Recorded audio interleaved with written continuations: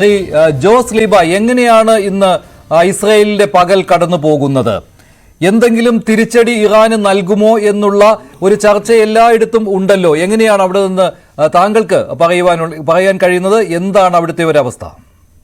ഇന്ന് ഇസ്രായേലിൽ വളരെ ശാന്തമായ അന്തരീക്ഷമായിരുന്നു.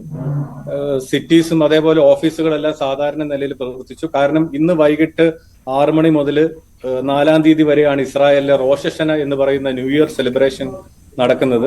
അതുകൊണ്ട് ആളുകൾ ആ ഒരു ന്യൂ ഇയർ സെലിബ്രേഷന്റെ ആ ഒരു മൂഡിലാണ് ഉള്ളത്. യാതൊരുവിധ ഭീതിയും നിറഞ്ഞൊരു അന്തരീക്ഷം ഇപ്പൊ ഇസ്രായേലിൽ നിലവിലില്ല. ജോസ്, അവിടെ ഇന്നലെ അയൺ ഡോം കവചം ഉപയോഗിച്ചുകൊണ്ട് ഇറാന്റെ എല്ലാ മിസൈലുകളെയും നിർവീര്യമാക്കി ഒരാളപായവും ഇല്ല എന്നുള്ളതാണല്ലോ ഇസ്രായേലിന്റെ ഔദ്യോഗിക വിശദീകരണം. പക്ഷേ ഇറാൻ അങ്ങനെയല്ല പറയുന്നത്. മിസൈലുകൾ ലക്ഷ്യത്തിലെത്തിക്കാൻ കഴിഞ്ഞു എന്ന് പറയുന്നുണ്ട്. ഇക്കാര്യത്തിൽ ഇസ്രായേൽ നൽകുന്ന വിശദീകരണത്തിന് അപ്പുറമായിട്ട് എന്തെങ്കിലും സംഭവിച്ചിട്ടുണ്ടോ ഇസ്രായേലിൽ, പ്രത്യേകിച്ച് ജെറുസലേമിലും ടെൽ അവീവിലും? നമ്മുടെ അറിവിൽ ഓരോ സ്ഥലത്തുനിന്നും ഓരോ വീഡിയോസ് എടുത്ത ആളുകൾ ഇവിടെ ഷെയർ ചെയ്യുന്നുണ്ട്, ഇവിടുത്തെ ലോക്കൽ മൊബൈലിൽ. അതിൽ എങ്ങും തന്നെ ഒരു അപായം സംഭവിച്ചായിട്ട് പറയുന്നില്ല. ആകപ്പാടെ ഒരാൾ മരിച്ചത്, ഒരു ഗാസയിലുള്ള ഒരു വ്യക്തി ഇസ്രായേലിൽ ജോലി ചെയ്യുന്നയാൾ പലസ്തീനിൽ താമസിക്കുന്നു. ഈ മിസൈലിന്റെ ഒരു അവശിഷ്ടം വീണ് അങ്ങനെ ഒരേ ഒരാളാണ് ഈ ഇറാനിൽ നിന്നുള്ള മിസൈൽ ആക്രമണത്തിൽ ഇസ്രായേലിൽ കൊല്ലപ്പെട്ടതായിട്ട് മീഡിയ റിപ്പോർട്ട് ചെയ്യുന്നു. സംസ്ഥാന local media, even Palestinian channels പോലും ഇതുവരെ ഇറാൻ അറ്റാക്കിൽ ആരെങ്കിലും അപായപ്പെട്ടോ അല്ലെങ്കിൽ കൊല്ലപ്പെട്ടതായിട്ടോ വലിയ അപകടം സംഭവിച്ചതായിട്ടോ റിപ്പോർട്ട് ചെയ്തിട്ടില്ല.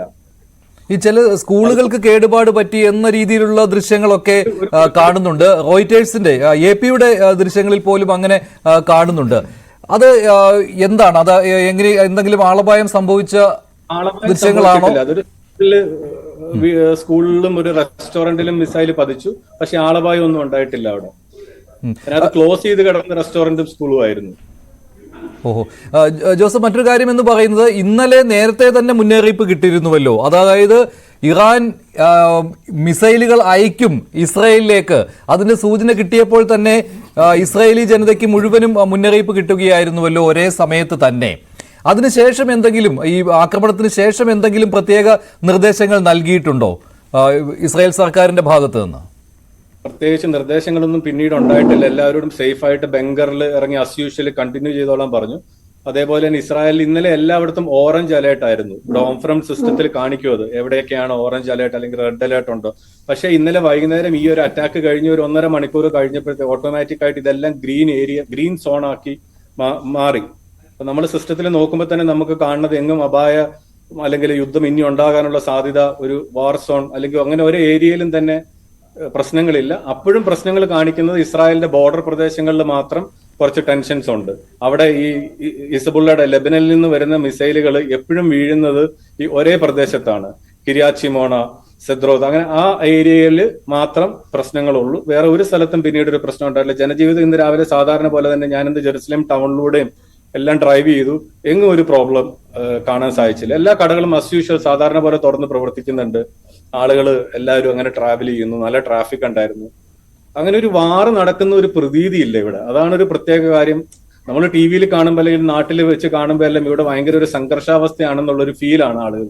പക്ഷെ ഞാൻ ഇതിലെല്ലാം സഞ്ചരിക്കുമ്പം ഇത് വളരെ സാധാരണ രീതിയിൽ ഓപ്പൺ ആയിട്ട് എല്ലാ സ്ഥലങ്ങളും കിടക്കുന്നു. മലയാളികൾ ജോലിക്ക് പോകും, ജോലി ചെയ്യുന്നു.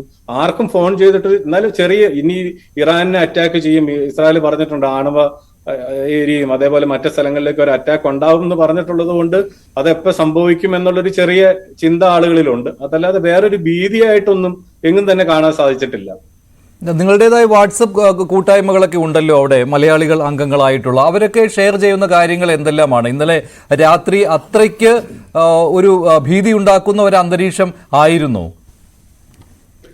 രാത്രിയിൽ ഭീതി ഉണ്ടാക്കുന്ന അന്തരീക്ഷമായിരുന്നു. നമ്മൾ വീട്ടിൽ നിന്ന് പുറത്തിറങ്ങി നോക്കിയാൽ കാണുന്നത് മേളിലൂടെ മിസൈലുകൾ പോകുന്നത് നമുക്ക് കാണാം. അപ്പൊ അത് തന്നെ ആളുകൾ നിന്ന് ഫോട്ടോ എടുക്കുന്നു, ചിരിച്ചു കളിച്ചത് നോക്കുന്നു. ഇതൊക്കെയാണ് നമ്മൾ ആളുകളിൽ കണ്ടത്. അതായത് പേടിച്ചാരെങ്കിലും ഓടിപ്പോയി ഒളിക്കണ ഒരു സീനും ചില സ്ഥലങ്ങളിൽ ഉണ്ടായിട്ടില്ല. അതേപോലെ ഇസ്രായേലിലെ പല ഭാഗത്തും ആളുകൾ ബങ്കറിൽ ഇരുന്നിട്ടുണ്ട്. ചില സ്ഥലങ്ങളിൽ ആളുകൾ റിലാക്സ് ചെയ്ത് നടന്നതും കാണാം, ബങ്കറിൽ ഇരിക്കാതെ. അങ്ങനെയുള്ള അനുഭവം ഇന്നലെ ഉണ്ടായി. അത് ഇസ്രായേലിന്റെ ആ പ്രതിരോധം അത്ര ശക്തമാണെന്നുള്ള കാര്യം ജനങ്ങൾക്ക് അറിയാം. അതുകൊണ്ടല്ലേ ഈ അയൺ ഡോം സംവിധാനം അത്രമാത്രം കാര്യക്ഷമമാണ്. അതുകൊണ്ട് ഏത് മിസൈൽ ആക്രമണത്തെയും ചെറുക്കുവാനുള്ള ശേഷിയുണ്ട് എന്നുള്ള ആത്മവിശ്വാസം ഇസ്രായേലി ജനതയ്ക്കുണ്ട്, അല്ലേ? കാരണം ഇന്നലെ എനിക്കും അത് ഞാനിത് പുറത്തിറങ്ങിയപ്പോ ഒരു വലിയ പേടി തോന്നുന്നില്ല. കാരണം ഇസ്രായേൽ അത് അറ്റാക്ക് ചെയ്ത് തകർത്ത് കളയും, ഇത് നിലത്തേക്ക് വീഴില്ല എന്നൊരു ധാരണ നമ്മുടെ മനസ്സിൽ ഉണ്ട്. കാരണം ഇതിനു മുമ്പിലത്തെ പല യുദ്ധങ്ങളിലും പക്ഷെ ഏറ്റവും സ്ട്രോങ് ആയിട്ടുള്ള രണ്ട് ഇന്തിഫാദ കഴിഞ്ഞു, 5 വർഷം വെച്ചുണ്ടായിരുന്നു. പിന്നീട് ഇപ്പൊ അതിലെല്ലാം കുറച്ചും കൂടെ സ്ട്രോങ് ആണ് ഇത്തവണത്തെ യുദ്ധം. എങ്കിൽ കൂടി അത്ര ഒരു ഭയം നമുക്ക് വരുന്നില്ല. താങ്കൾ ജെറുസലേമിലാണല്ലോ ഇപ്പോഴും, അല്ലേ? തീർത്ഥാടകരുടെ വരവ് എങ്ങനെയാണ് ഇപ്പോൾ? കേരളത്തിൽ നിന്ന്, ഇന്ത്യയിൽ നിന്നും ഒക്കെ തീർത്ഥാടകർ വരുന്ന ഒരു സമയം കൂടിയാണല്ലോ. എങ്ങനെയാണ് തീർത്ഥാടകരുടെ വരവും പോക്കുമൊക്കെ ഇപ്പോൾ? ഇപ്പൊ ഞാൻ ഉള്ളത് പലസ്തീനിലാണ്. പലസ്തീനിൽ ബെത്ലഹേം എന്ന് പറയുന്ന ടൗണിലാണ് ഇപ്പൊ ഉള്ളത്. ആ ഹോട്ടലിലാണ് ഇപ്പൊ. ഇന്ത്യയിൽ നിന്ന് ഏകദേശം ഇന്ന് ഒരു 100ഓളം പേര് മൊത്തം വരുന്നുണ്ട്. അതിൽ 50 പേരിപ്പം ഞാൻ ഈ വെയിറ്റ് ചെയ്യുന്ന ഹോട്ടലിൽ സ്ഥലങ്ങൾ കണ്ട് അവര് പല പ്രദേശങ്ങളിലും പലസ്തീൻ, ജെറീക്കോ, അതേപോലെ ഡെഡ് സീ, ചാവുകടൽ ഏരിയ, ഇതെല്ലാം കണ്ട് അവരിപ്പോ ഹോട്ടലിലേക്ക് ഇന്ന് രാത്രി സ്റ്റേ ചെയ്യാൻ വേണ്ടി എത്തും. ഞാൻ ആക്ച്വലി അവരെ വെയിറ്റ് ചെയ്തും കൂടി ഇരിക്കുകയാണ് ഇവിടെ. അവരും വന്നു കഴിഞ്ഞിട്ട് ഒരു പ്രശ്നം നടക്കുന്നതായിട്ട് ഇതുവരെ അറിഞ്ഞിട്ടില്ല. അങ്ങനെ പ്രത്യേകിച്ച് ടെൻഷൻസ് ഒന്നും ഉണ്ടായിട്ടില്ല ഇതുവരെ. ഇനിയുള്ള ദിവസങ്ങളിലും അവരുടെ വിചാരം എല്ലാ സ്ഥലങ്ങളും കണ്ട് തിരിച്ചു മടങ്ങിപ്പോകാന്നുള്ള ധാരണയിലാണ് ഈ വരുന്ന തീർത്ഥാടകരും ഇരിക്കുന്നത്. ശരി, താങ്കളിലേക്ക് വരാം. ശ്രീ മോഹൻ